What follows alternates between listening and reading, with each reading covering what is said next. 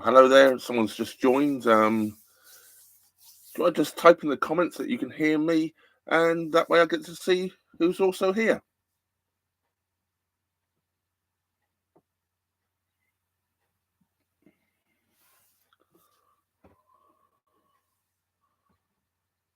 Well, tonight, I decided I had too much beer last night, so I was out with a couple of you fantastic, uh, Debbie and Steve. So it's water tonight. Is that okay? No, only kidding. You've seen the beer I'm going to drink in the on the thumbnail. I expect already. But I just wanted a quick sip of water while I was just waiting for a few people to join in. Can someone type that you can hear me? Let me know. I don't want to be talking to nobody.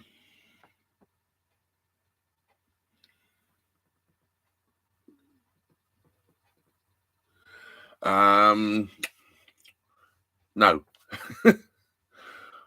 Not good beer anyway. Right. Let's get this started, shall we? Well, I'd like I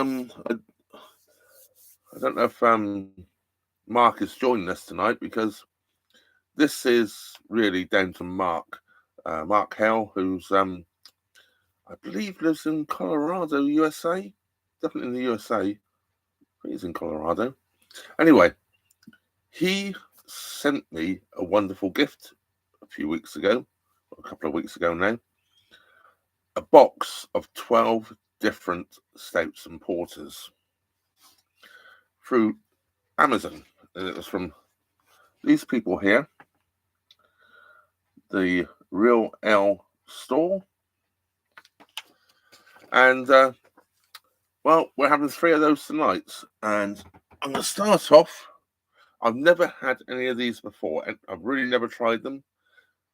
We're going to start off with the Market Porter, which is by Thornbridge Brewery. Well, then we have a stout, just to mix it up a bit. And this is Monk's Stout by the DuPont Brewery. And then we're going to go on to the Colonel Brewery. And this is something I've never even heard of before, an Indian Porter. Now, I'm well aware of Indian Pale Ales, IPAs, but I've never ever heard of a export Indian Porter before. Was it around at the same time as the IPAs? I haven't actually researched it. I've been rather busy today. I've spent most of the day keep stopping trying to find somewhere where I had internet, which I thought would work for this live stream. I think I'm okay at the moment. It seems to be fairly good, fairly stable internet here, so hopefully we'll stay stable all night. But I'm saving that one to last because I'm really interested in trying that one.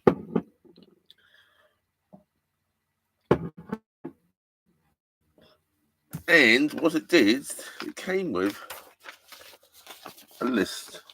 It tells you on this list, it tells you the beers which were in the box and which ones, and a description about them. Well, I've gone through and you can see there, I've underlined the second one down there, I think it is, and I've another one down there and another one on the next page. Those are the 3 we're trying tonight. But what I haven't done is read what they say. I want to do that live with you guys here so we can actually perhaps talk about it. And don't forget to put comments in. I have had stinking Bishop cheese. Yes, it's actually it's not that stinking, and it's quite good actually. It's a type of cheddar. Right. So we're going to start off with the Market Porter. Although Mark also sent me a wonderful beer glass, Goose Island beer glass. I'm using the little glasses again tonight. It's just easier when I'm sat around the laptop with various glasses going on, and I don't want to pour a 4 pint anyway. So I'm just going to pour some of this one in here.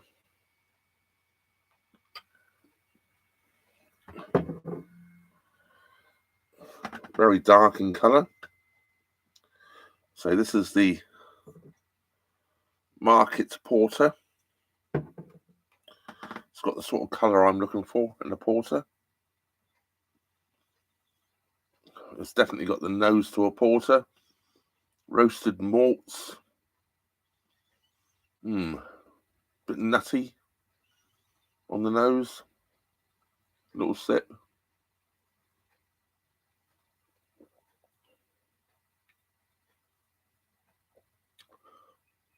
Extremely smooth.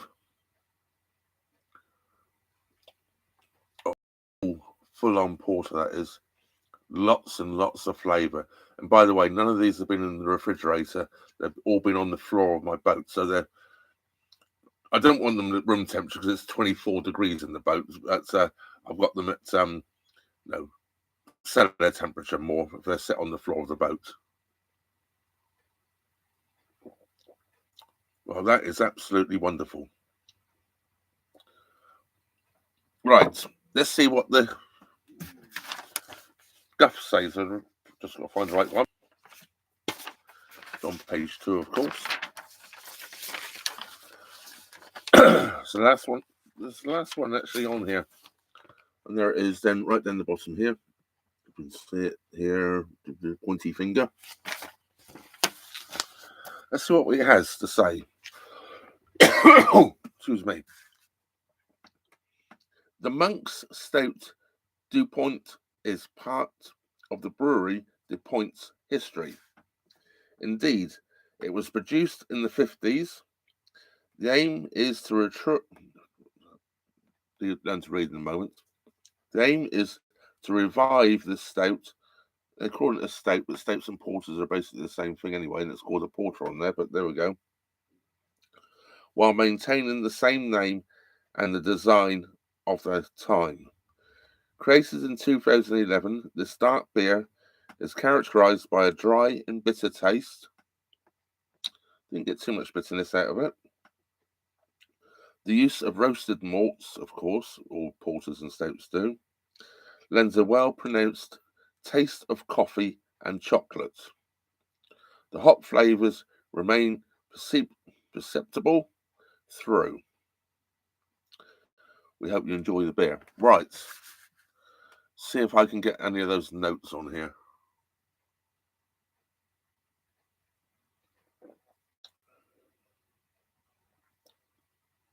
I don't get coffee, but I do get the chocolate. A good, those 97, 98% cocoa dark chocolate bars you can get. The real, what I call the real good ones. Definitely taste that. That real bitter, the bitter chocolate. The real cocoa chocolate. It's definitely got that sort of bitterness to it rather than the bitterness you'd get with, say, an IPA.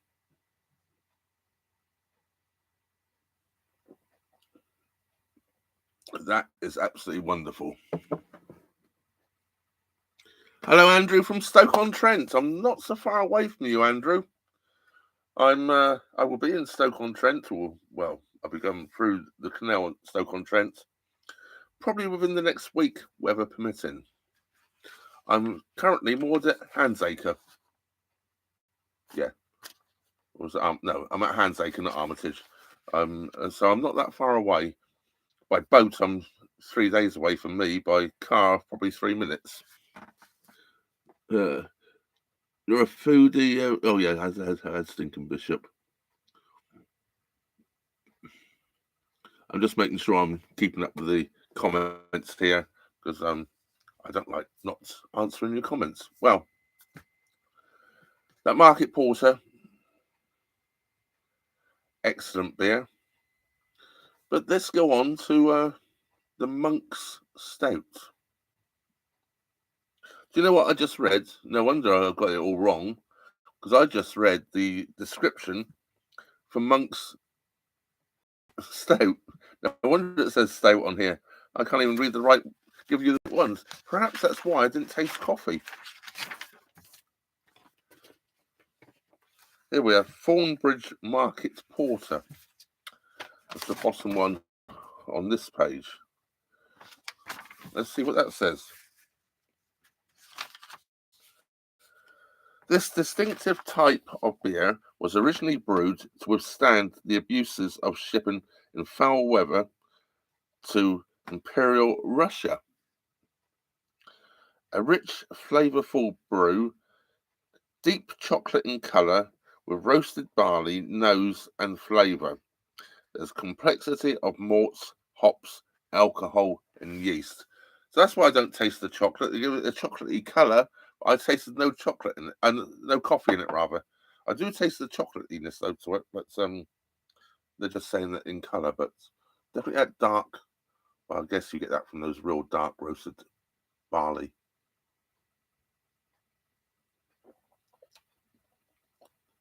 Yeah, it's definitely a keeper, that one. That's a wonderful beer. The more you drink it, the more you want it. It's a good English saying. I know when I lived in America, I used this phrase a couple of times, and people didn't know what I was saying. I would call it Moorish. Of course, by saying Moorish, the more you drink, the more you want. Excellent. Right. Last number 2.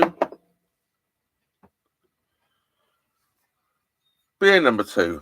I've already read the description of this one because I can't even tell which one I'm drinking there.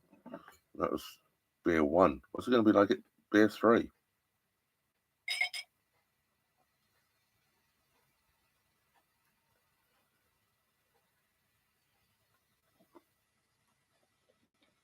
A bit lively, that one.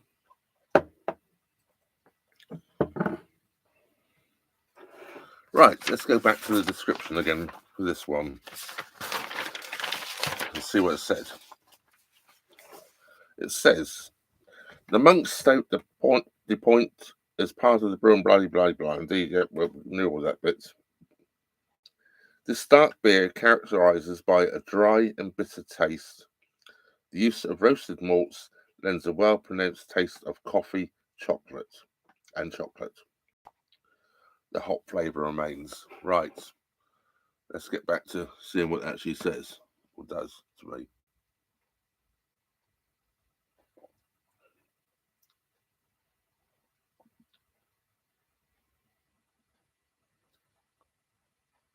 Funny enough, I'm still not getting coffee on that one either.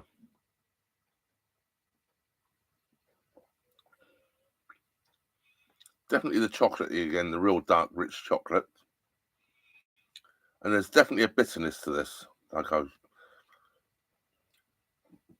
should have realised I had the wrong beer straight away when I didn't have that bitterness to it.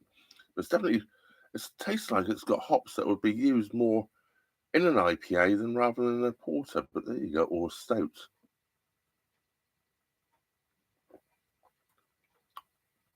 Most people out there know what Guinness tastes. Most people would know what Guinness tastes like. It's absolutely nothing like a Guinness. I can tell you that right now. This is something completely different. Very, quite unique, actually. I'm not sure if I've ever drank a stout actually tastes like this before.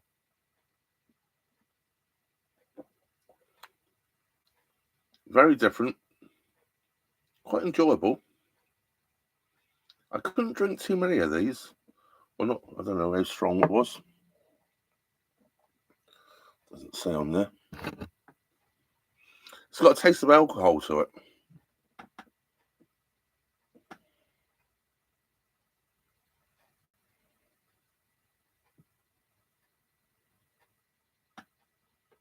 Oh, what I didn't realise, it's from Belgium. It's a Belgian beer. Brassière de Port Torps Belgique. So it's from Belgium. Ah. No, it's funny actually. Now, seeing that's from Belgium, I believe it was a Belgian beer I used to drink. Oh, I'm trying to think what it's called.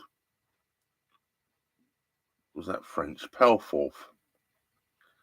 That had that same hoppiness on the back. Almost the same taste.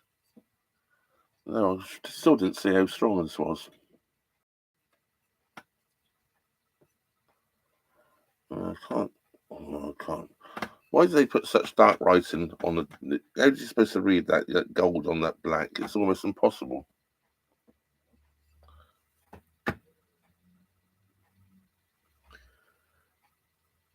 And it's in Flemish anyway, so I can't read it very anyway. So but we don't have a strength on there.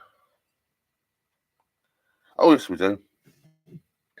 5.2% by volume. Um, it tastes stronger than that, believe it or not. It tastes like one of those real heavy beers which need sitting around for a bit. Needs resting and keeping. A bit like the ones I did when I drank the Goose Island, which is now 3 or 4 years old or whatever. It tastes a lot better than it did when it was 1 year old or whatever. Uh, yeah, taste. I think that would be a keeper. Excuse me a second. I'm just gonna got itchy nose. Right, let's get back to it. Right, let's see.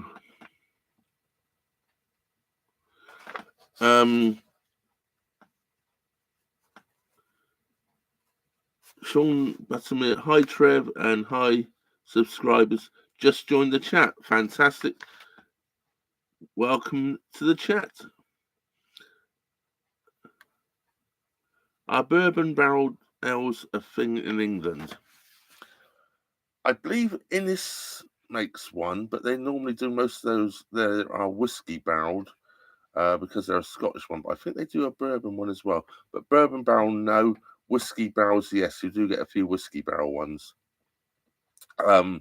We don't make bourbon in England, so that's probably why they'd have to import the barrels. Obviously, we don't really make any whiskey in England. There is one distillery, I think, in Wales, which makes a whiskey.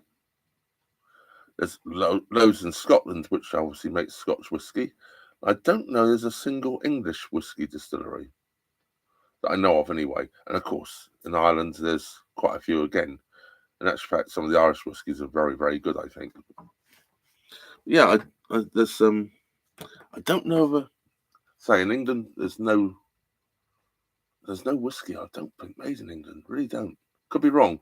Don't quote me on that. But yeah, beer and bourbon barrels. Obviously, they have to import the bourbon barrels, so I guess it's not really done. Oh dear. I've been out all day moving the boat, as I say, trying to find somewhere decent to do the live stream from. Because where I was moored this morning, there was absolutely no chance. I think I was an upload speed of 0.05 and a download speed of about 1.2. So it was absolutely useless. You couldn't do anything on the internet there. But I went there to Arawas to meet, as I say, Steve and Debbie yesterday evening, and we had a bite to eat, and I had one or two pedigrees, shall we say. I had one or too many, probably, should we say. Anyway, I still managed to walk back to the boat, and it was over half a mile away, so I didn't do so bad.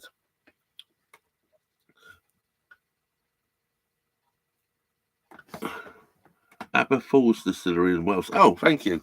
You see, I knew there was one. I had heard of it, but I didn't know what it was. Somebody actually told me about it the other day, and I said, well, I'd never heard of a distillery in Wales, but there we go. Thank you very much, Andrew, for letting me know. Quick old tippy tappy on the old internet there, or did you actually know it? All right. Anyway, let's shall we continue with where we are? What we've done so far, we've done the Market Porter and the Monk's Stout.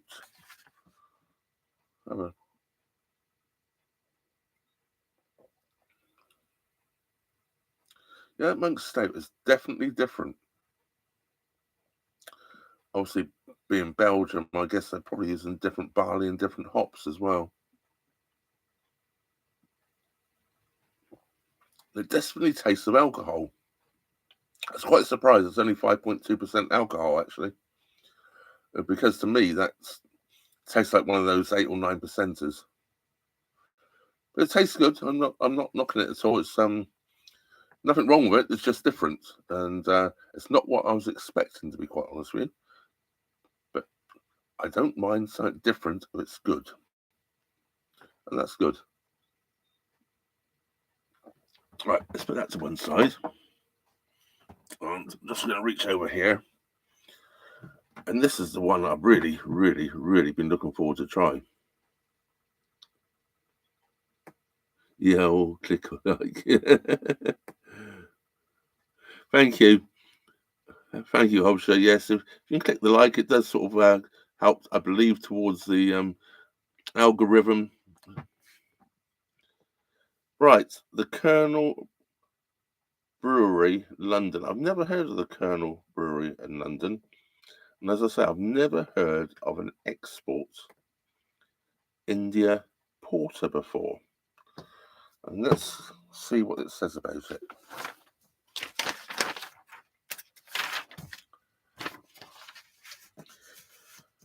Right, what we have, it says, Colonel Exports Porter is a rich, dark, oh, hang on a minute, I haven't poured any, have I? Sit a glass.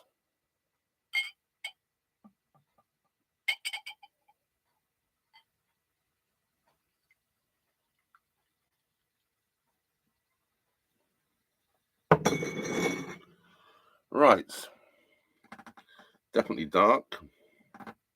Let's have a nose to it as well. Oh, that's different. That smells, do you know that actually smells like an IPA? Right.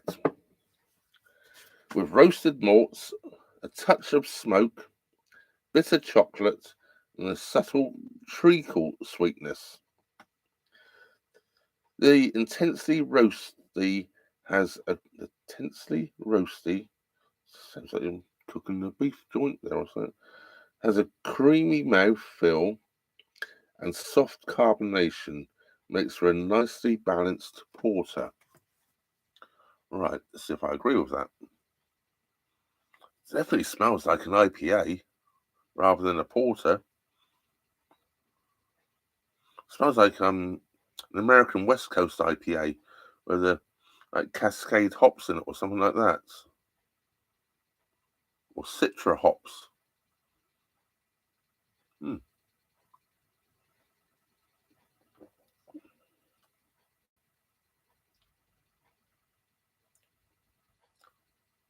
Wow, need another sip.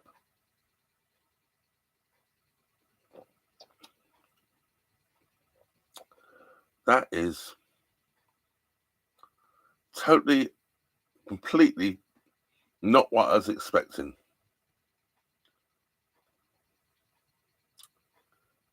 Actually, their description of it is almost spot on, I would say.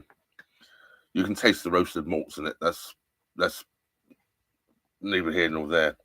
But once again, that real dark chocolate, those real high cocoa content chocolates, those 97, 98% cocoa chocolate, that bitter sweetness.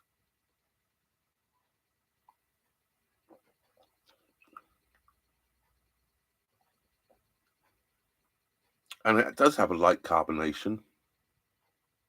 Actually, I'd prefer that if it didn't have any carbonation. I think that'd be absolutely much better if it was on nitro. But there you go. That's my opinion, because it'd make it even lighter.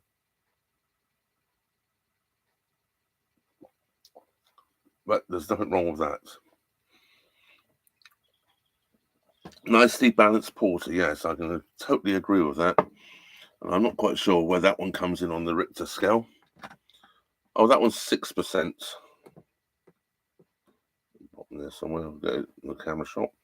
I don't think I said what the first one was, did I? Oh, that was the weakest one of them all. Actually, it's at 4.5%. They all taste very good. And have I missed out any? I have tried Leffe beer from Belgium, and I don't like it.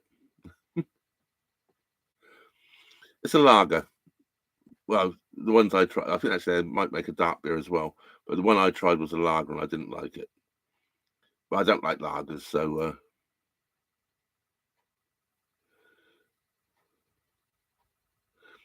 yes, it does have a hoppy flavour. And I was right when I actually said it tastes like it's or smelt like it had like the Citra hops in it or something like that, or Cascade hop, like the American style IPAs. Just or American West Coast style IPAs, I should say, because the East Coast style IPAs are a little bit different.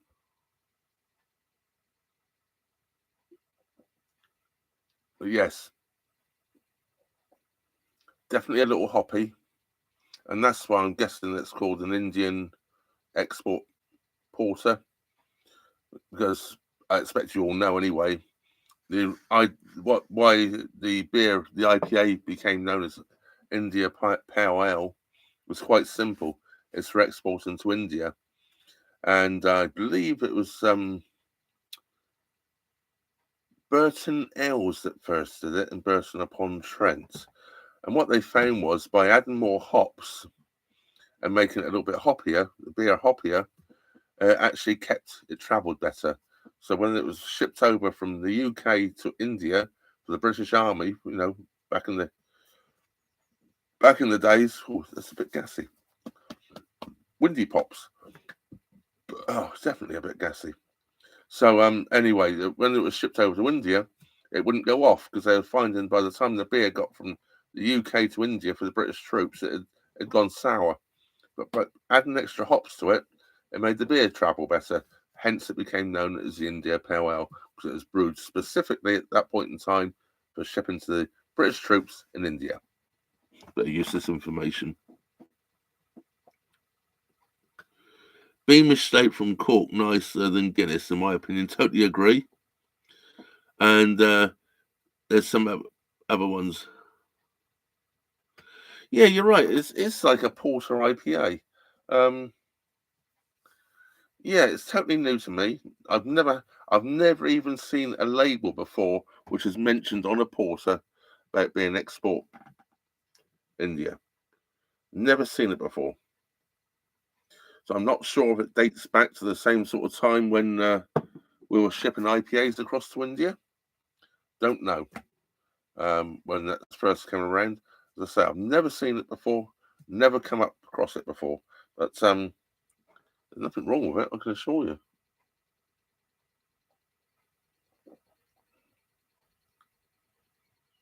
Very unique. I don't think I've ever actually tasted a porter that tastes like this before. So it's very, very unique.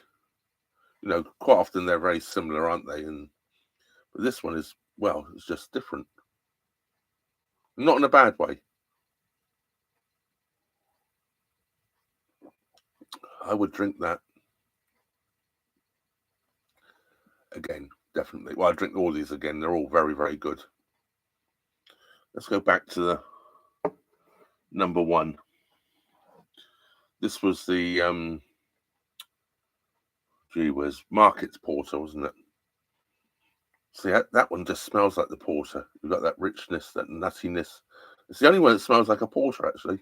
Well, the other one was a stout, anyway.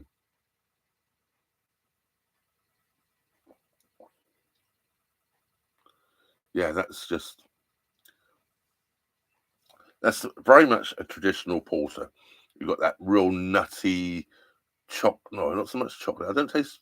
Yeah, chocolatey, not coffee. I didn't taste a lot of coffee in it. You get that chocolatey, nutty, roasty, sort of smoky flavour to it. Absolutely brilliant. And that was the weakest one at 4.5%.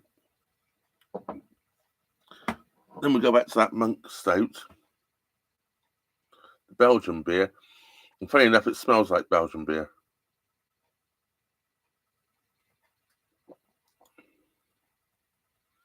Yeah, it's definitely got that Belgian beer flavour. brewery I used to go to. Not this one. This is in what's this brewery? Gee whiz, it's in Illinois. Kankakee, not Kankakee. Wilmington, Illinois. Probably says on there anyway. Does actually. This was from Wilmington, Illinois. This brewery, and they made a porter, and it wasn't that far off from the first one in flavour. It was called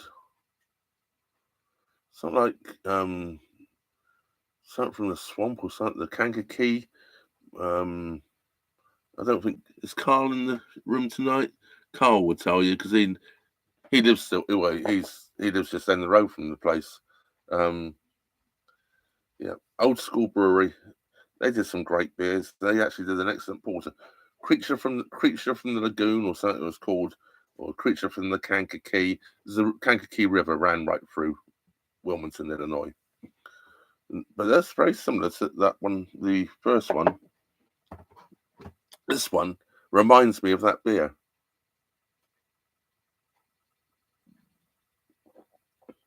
Yeah, that definitely reminds me of that beer. Where this one, this is the Monk Stout, reminds me of a beer that Riverhawk Brewery in Shanahan, Illinois, used to make. They're no longer there, I don't believe. And they made a quad, a Belgian quad, which had that flavour to it, that real strong sort of Belgian-y sort of beer flavour. Yeah, that reminds me of that one. This one reminds me of nothing. I've never tasted a porter or a stout, anything like this one before.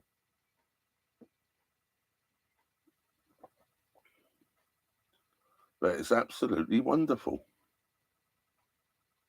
Absolutely wonderful. Totally different. If that was the first stout you ever, or first porter you ever tried in your life, and you thought that's what porters tasted like, then all the other porters you've ever tried in your life, if you tried other porters, you'd think, well, they just don't taste like porter. If that makes sense. But yeah, that's definitely a porter crossed with an IPA. Right, let's get back to these comments and have I missed anything out?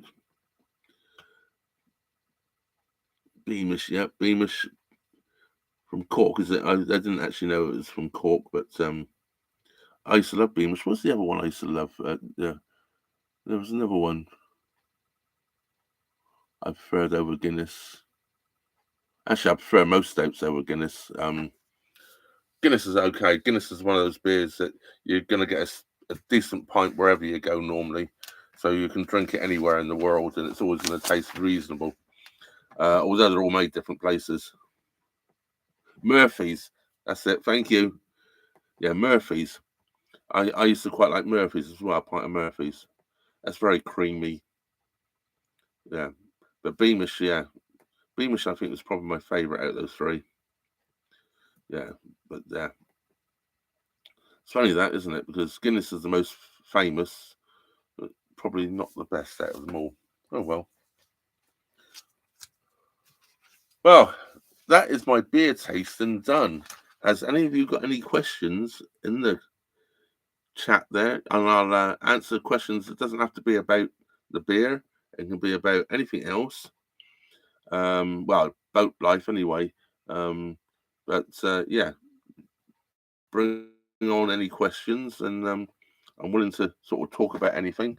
I'm just gonna have a sip of water there. I'm getting all those flavors mixed up in my mouth.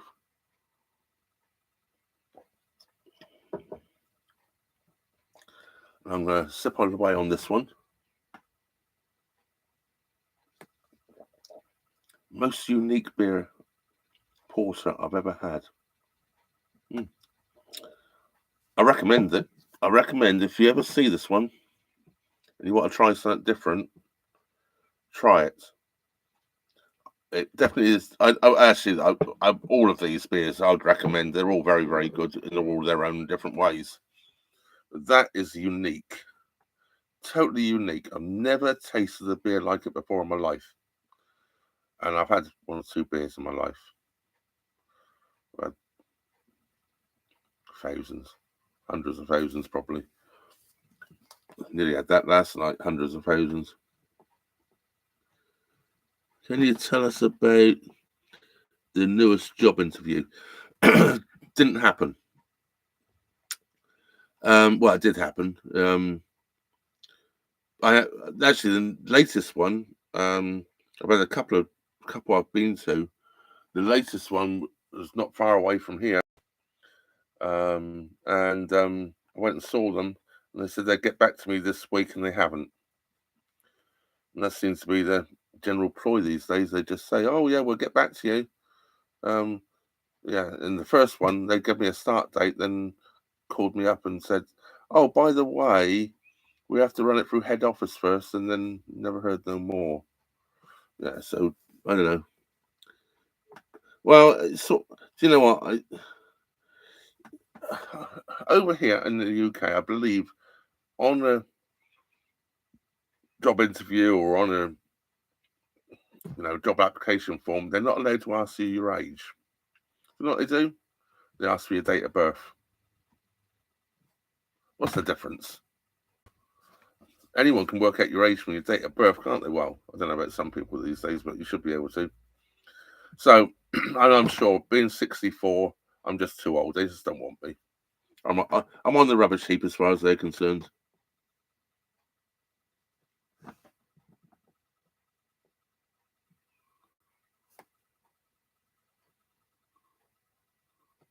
Oh, thank you very much. Yeah, well, I enjoy doing the videos, and the scam-demic is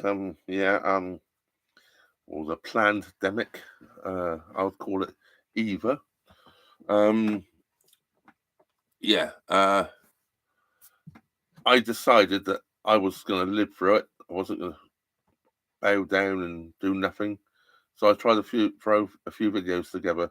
Most of them were walking videos because the CRT were keeping a bit of an eye on us moving our boats, and I do know a couple of people or a couple of boaters that would move basically all the time. They'd move just from water point to water point to water point around the country, and they managed to do during the first lockdown managed to do about 120 miles or something.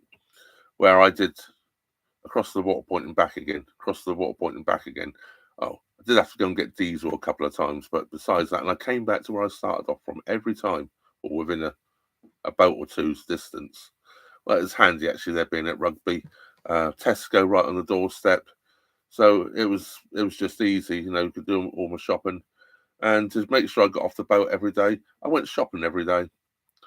Every day of the week, every morning I got up, mid-morning, I'd walk to Tesco to get the food I wanted for the day. I know I've got a fridge on the boat. I could buy enough food for a few days, but I just wanted to get off the boat every day. So they can't stop you from going shopping. So I made sure that I went grocery shopping every single day, just about, unless it was chucking it down with rain, and I didn't bother. But if you remember rightly, that first lockdown was absolutely gorgeous weather. In fact, I had to go shopping just about every day because I kept running out of beer. And there was a few of us boaters, we were all getting cheesed off with it. And half the time, we were sat on my back deck because I got the cruiser stern. And one day there was a few of us sat on the back deck, and what they call PCSOs or whatever it is, the sort of wannabe policeman, came by and said, "What are you all doing here on group together, drinking beer?" Well, we're drinking beer. Well, you shouldn't be in a group. There was six of us, and they said, "Well, you shouldn't be in groups more than six." And I said, "There's only six of us." And they said, "Well, you still shouldn't be all together." I said, "This is our bubble. We're all in the same bubble." So they walked off in the end. But yeah, got a bit fed up with that. Got a bit fed up, the some of the stupid rules, and then they reopened the pubs, didn't they? So they reopened the pubs, but you had to go be out by 9 o'clock. I guess up to 9 o'clock you couldn't catch this so-called thing that was floating around.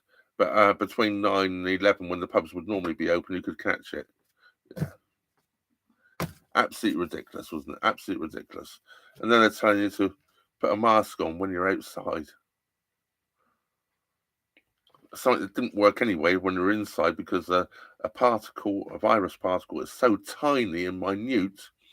It'd be like wearing a string vest and throwing, I don't know, a pinch of salt, a grain of salt at a string vest. Yeah, it's going to catch it, isn't it? Just nuts. And yes, I was, or still am, called a conspiracy theorist all the time, and I would take it all the time, because I do a lot of research before I use this. I do a lot of research, and I do check things out. Yeah, you're right. They were hilarious. I actually, if you went on Google, you could find all the things that they were doing for exemption against wearing masks. Well, I spent one afternoon. I printed them. I printed off the exemption things, and I'm exempt from wearing a mask. And I printed it onto photo paper because it's thicker. So I used proper photo paper, printed it on. Then I sprayed it with some spray lacquer, and I cut it out and sprayed it with spray lacquer, so it made it stiffened it up a bit. Cut a lovely little slot in it, so that, a lanyard would run through it. And I just put it around my neck. I'm exempt from wearing a mask. I'd already had I'd already had the flu beforehand, before anything come around. I'm going to call it the flu.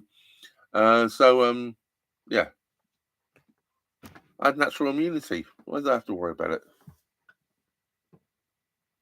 You use exemptions too. My logic is sound. Thank you. And I don't just go off shouting about things, as I say, normally I don't tell too much about what's going on in life. Not that side, and I'll tell you what, the amount of boaters I know, that we all come from the same page. We really do. And I mean, and what's going on in the world right now is even scarier, what they're trying to do now. And how many people have left their phones to take that noise, which you're going to get tomorrow afternoon at 3:00? I went into settings and turned it all off. And I'll probably leave my phone turned off all day tomorrow as well, because there could be some other things going on with that. Well, thank you very much for coming and being here. I absolutely appreciate it. I appreciate everybody that's come and joined me. And I'm going to start closing this up anyway. I've got 3 beers to finish off here. And I'm going to go and cut. I got some Stilton cheese in the fridge. Well, it's not in the fridge. I took it out of the fridge so it would warm up a little bit. And I'm going to have some Stilton cheese with a couple of crackers and finish this beer off with them, because I think a little Stilton with some nice ales like this is going to be perfect. I will too. You take care as well. And everybody in the chat, of course, please take care. I appreciate you all coming and joining me this evening. It's been absolutely wonderful. And I hope you've all been drinking beer where I have been, because it's been rather good this side of the camera, I can tell you. I expect that's the next thing. YouTube will be banning drinking beer on live streams. Right, yes. Well, anyway, I'm going to close down there. It's been 3/4 of an hour now. And if anyone watches it on playback, 3/4 of an hour, once it starts getting over half an hour, really, nobody wants to watch anything anyway. Nobody's got that attention span these days to watch more than 5 minutes, have they? So I'm going to close up there. As I say, I'm going to go and finish these off. Big thank you goes out to everybody out there. And I suppose I ought to finish off with my live streams just the same as I finish with my videos. Thank you very much for watching. Trevor out. No, I'll find end stream button.